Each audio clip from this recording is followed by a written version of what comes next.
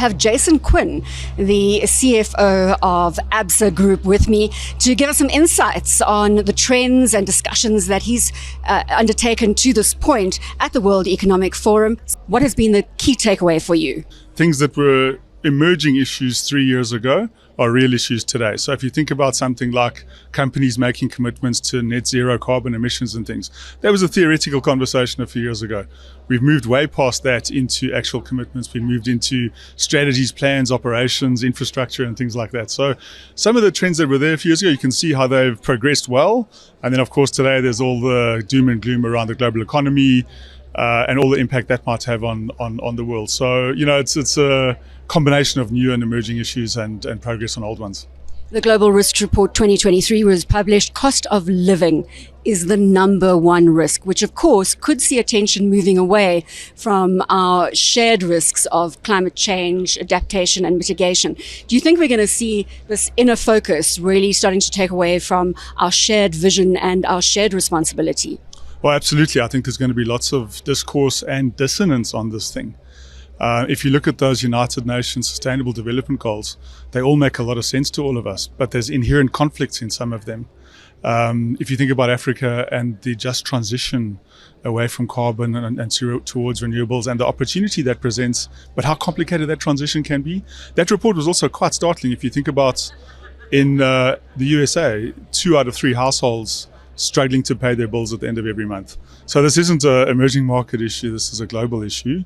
Then you move into finance, like you say, and the flow of funds and how seamless that has become, but then how the risk has emerged in things like FTX so quickly. I mean, FTX was a headline sponsor here last year. We met Sam, he was around here. And today, the world lost, I think they're talking about $3 trillion of wealth through that collapse. And somehow we're still here. Resiliently, that's a fortune of money that was lost, but somehow the world finds a way to adapt and continue. So although there's many risks in that report, and rightly so, I still am a bit of an optimist that these are challenges that can be overcome with collaboration. Jason, how is Team South Africa being received here? Is everybody talking about our load shedding? The world's got so much other stuff to talk about as well, so clearly that's just one of the topics that comes up when we talk to people.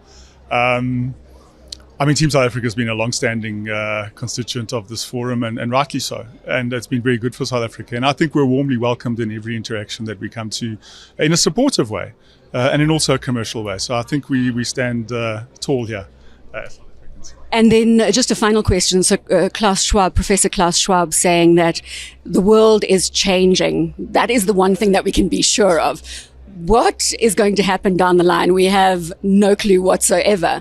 But do you find this forum useful in helping to, I suppose, think tank to collaborate around views globally to help assess what the future may potentially turn out to be? Yeah, Brian, I think it's absolutely useful, like you say.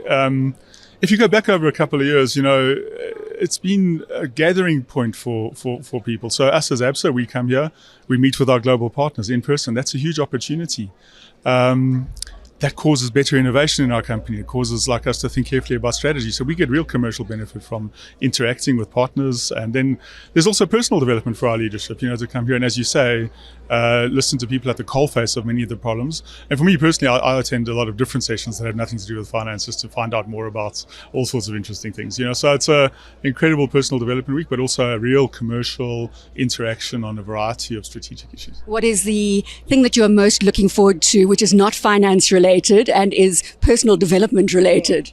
Yeah, there's a session on agriculture later around how to do all sorts of new technology with drones and things like that, and especially with using water more carefully. And there's a farmer that's going to talk to us about how he's been able to increase production dramatically with far less water. So something like that I think would be not directly related to what I do, but it sounds fascinating.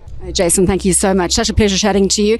I've been chatting to Jason Quinn, who is the Chief Financial Officer at Absa Group, joining me here, Davos 2023.